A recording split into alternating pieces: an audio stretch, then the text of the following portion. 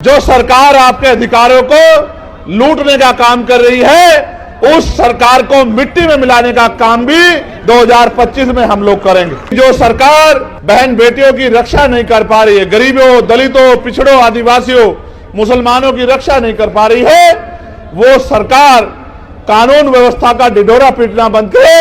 अगर आप रक्षा नहीं कर पा रहे मुख्यमंत्री, तो पद से इस्तीफा क्यों नहीं देते, कुर्सी छोड़ क्यों नहीं देते, कुर्सी खाली क्यों नहीं कर देते, क्यों कुर्सी चिपके हुए?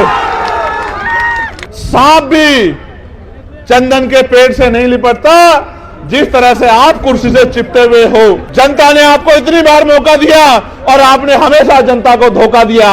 ये मौका मिलने पे धोखा का काम अब इसमें बिहार में बंद होने वाला है। मान्यवर काशीराम साहब कहते थे कि आरक्षण से लेंगे, एसपी डीएम वोट से लेंगे, सीएम पीएम।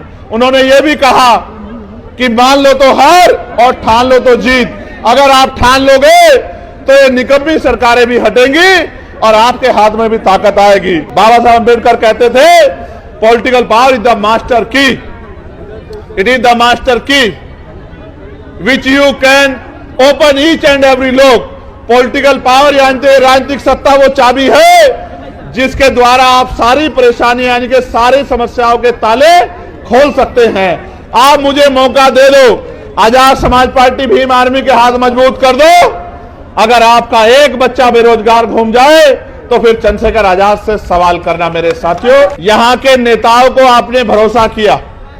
आप चुनाव से पहले वो आपकी गली में आते, आपके पैर पकड़ते हैं, आपको चाचा, ताऊ, भाभी, बहन, चाची, ताई, पता नहीं क्या क्या शब्द कहते हैं, शराब पिलाते हैं, मिठाई खिलाते हैं, कपड़ा लुटाते हैं, सारे काम करते हैं। क्यों?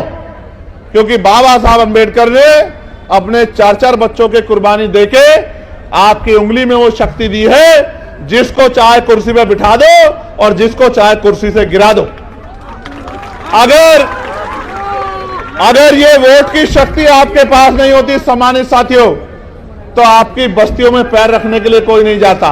ये बाबा साहब अम्बेडकर के संघर्षों का परिणाम है कि चुनाव के बीच में, चुनाव के समय ये लोग आपके बीच आते हैं, लेकिन चुनाव के बाद क्या? 5 साल तक आप लोग इंतजार करते हैं कि नेता दोबारा दिखाई दे जाए, लेकिन नेताजी दोबारा नहीं आते। आप उनके दरवाजों पर जाते हो तो वो गेट बंद कर लेते हैं और ये कहते हैं कि नेताजी यहां नहीं है। आप ये बताओ, इन नेताओं के सहारे आप अपनी लड़ाई को लड़ लोगे? मैं आपको 3-4 समस्या यहां की रखता हूं, जो साथी यहां उपस्थित भी हैं। एक समस्या जो बड़ी समस्या है वो हमारे होमगार्ड के भाइयों की है।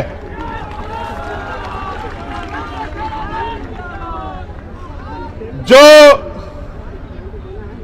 विज्ञापन संख्या 2/2/2011 की बहाली 2022 में ली गई, 13 वर्षों के विलंब से बहाली की गई। इसके बावजूद भी फिजिकल, मेडिकल एवं औपबंधिक मेगा सूची नाम रहते हुए इन लोगों को नियुक्ति नहीं दी जा रही है। होमगार्ड, जबकि जहानाबाद जिले में और अन्य जिलों में होमगार्ड के बहुत सारे पद खाली हैं, फिर भी सरकार इनकी बहाली नहीं कर रही है। इन्होंने मुझसे आग्रह किया है कि आप हमारी आवाज को पार्लियामेंट में भी उठाएं और हमारी बहाली कराने का काम करें। मैं होमगार्ड के भाइयों को विश्वास दिलाता हूं, मगर विश्वास दिलाते मैं ये भी कहना चाहता हूं, जब सरकार इतने बड़े पैमाने पर निजीकरण करेगी तो कल जो आरक्षण रूपी अधिकार हथियार आपको मिला है वो तो बेसर हो जाएगा।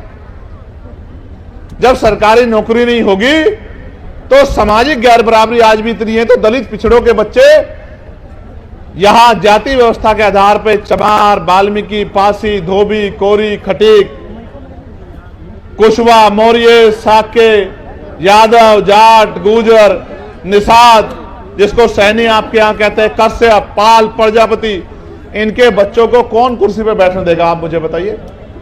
क्या आज देश में समानता आ गई है? तो इनके बच्चों को कौन कुर्सी पर बैठने देगा? इसलिए निजीकरण करके जिस तरह से इनके बच्चों का रास्ता रोकने का काम किया जा रहा है, मैं आपको विश्वास दिलाने का काम करता हूं कि आने वाले समय में हम लोग निजी क्षेत्रों में आरक्षण की मांग दलित पिछड़े आदिवासी समाज के लिए करेंगे और इनको निजी क्षेत्रों में आरक्षण दिलाने का काम करेंगे, ये मैं आपसे वादा करता हूं। साथ साथ हमारी आपके यहां ममता कार्यकर्ता कहते हैं, हमारे यहां आशा कार्यकर्ता कहते हैं। हमारी जो ममता कार्यकर्ता बहनें हैं उनको प्रति गर्भवती मात्र 300 रुपए राशि मिलता है और जबकि उनका काम बड़ा कठिन है। इसलिए मैं सरकार से मांग करता हूं कि मिनिमम 30,000 रुपए वेतन उनका करना चाहिए, जिससे वो सम्मान का जीवन प्राप्त कर सके और उनको परमानेंट भी करना चाहिए। मैं तो होमगार्ड के भाइयों के लिए भी 30,000 रुपए के वेतन की जो है सरकार से मांग करता हूं कि 30,000 रुपए का मिनिमम वेतन होमगार्ड के भाइयों को मिलना चाहिए। अभी कितना मिलता है? 24,000। अभी तुमको तो मिल ही नहीं रहा है, लेकिन जो लगे उनको तो 30,000 मिलना चाहिए। जब आप लगे आपको भी 30,000 रुपए मिलना चाहिए, ये मांग मैं सरकार को करता हूं।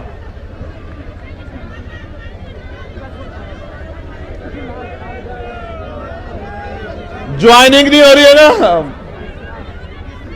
ज्वाइनिंग भी होगी और जिस दिन ज्वाइनिंग होगी आप लोग बहुत बहुत धन्यवाद भी चंद्रशेखर आजाद का और भीम आर्मी आजाद समाज पार्टी का करोगे, चिंता मत करो।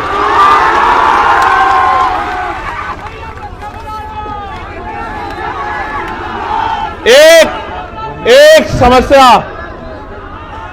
समस्या जो SC ST के कर्मचारियों ने मेरे सामने रखी है।